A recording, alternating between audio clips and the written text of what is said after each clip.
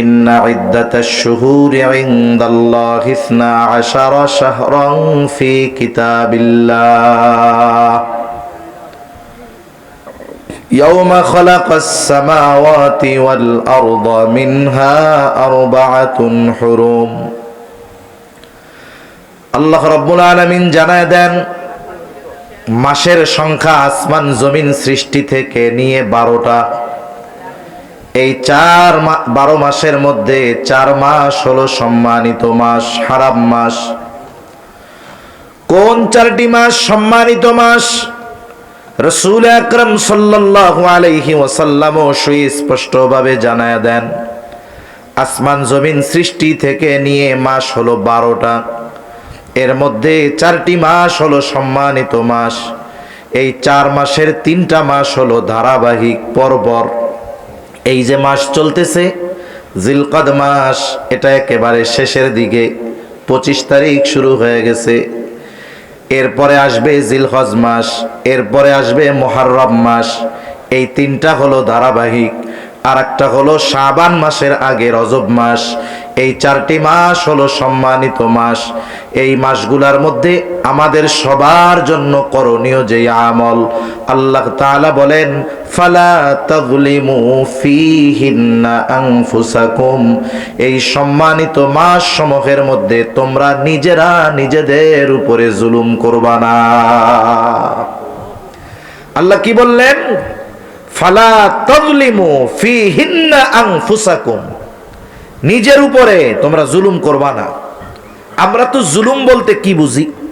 বলে একজনের ক্ষমতা আছে, পাওয়ার আছে, সে আরেকজনের সম্পদ জোরপূর্বক ছিনিয়ে নেয়, আরেকজনের হক নষ্ট করে, আরেকজনকে কথার দ্বারা কষ্ট দেয়। এইভাবে মানুষকে কষ্ট দেওয়া, একজন আরেকজনকে কষ্ট দেয়, যে কষ্ট দেয় তারে বলি আমরা জালেম, আর যাকে কষ্ট দেয় তাকে বলি আমরা মাজলুম। তা আমরা তো মনে করি অন্যের হক নষ্ট করলে, অন্যকে বিনা কারণে কষ্ট দিলে এটাই না জুলুম।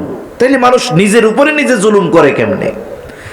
মানুষ নিজেরে নিজে পিটায় না, নিজের হাত পা নিজে কাইটা ফেলে না, তাহলে মানুষ নিজের উপরে নিজে জুলুম করে কেমনে? বলে মানুষ নিজের উপরে নিজে জুলুম করে পাপ কাজ করার মাধ্যমে।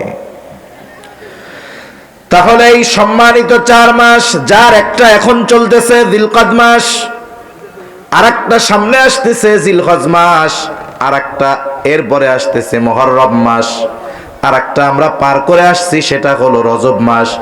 এই সম্মানিত 4 মাসে সবার জন্য যে আমল, সেটা হলো নিজের উপরে জুলুম করা যাবে না। তার মানে এই সম্মানিত মাস সমূহে গুনাহ করা যাবে না। এখন বলতে পারে হুজুর, তাইলে বাকি 8 মাসে মনে হয় গুনাহ করলে সমস্যা নাই।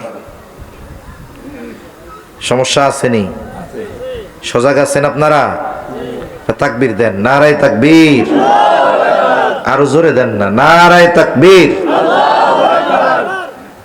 মনে করেন মানুষ অল্প হোক, যদি সেগুলা তাজা হয় তাইলে তো অল্প মানুষের মধ্যে কথা বলে মজা।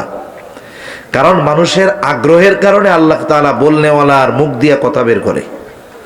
আবার অনেক মানুষ একেবারে মোটামুটি মনে হইতেছে কবরস্থানে ওয়াজ করতেছি, হুহাও কয় না, নড়াচড়াও করে না, এমনি মরার মতো সায়ারিস। এরকম যদি হাজারো মানুষ হয়, এই মানুষের মধ্যে কথা বইলা মজা লাগে না, কথা আসতে চায় না। কিন্তু মানুষ কম হোক, কিন্তু মানুষের যদি কথা নেওয়ার চাহিদা থাকে, তাদের যদি রেসপন্স থাকে যে হ্যাঁ একটা কথা বুঝতেছি, জবাব দেয়, তাহলে অল্প মানুষের মধ্যেও কথা বলে মজা আছে।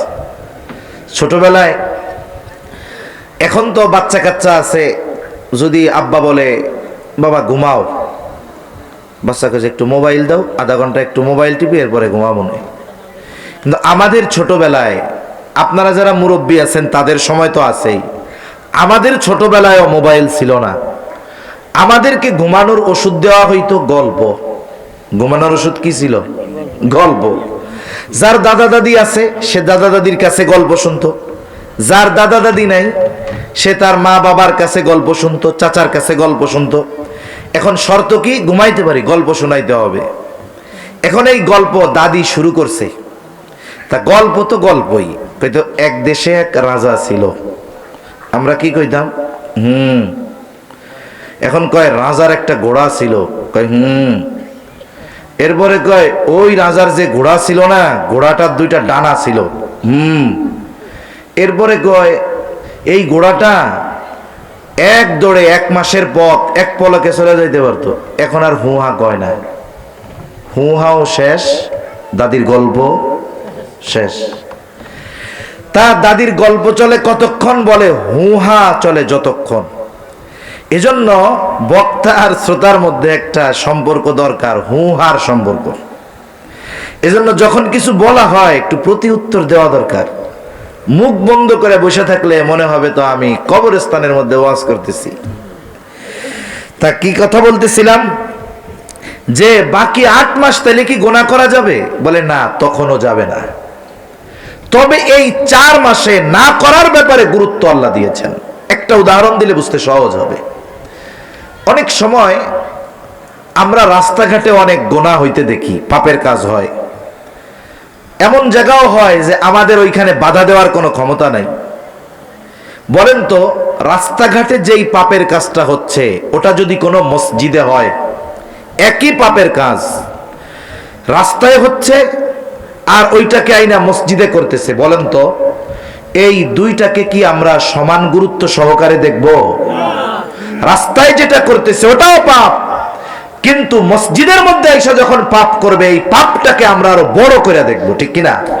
তোর কি বলবে, কত বড় নাফরমান, বাইরে আকাম কুকাম যা করে অপরাধ করে করুক, এই মসজিদের মধ্যে এসেও এই পাপ করে।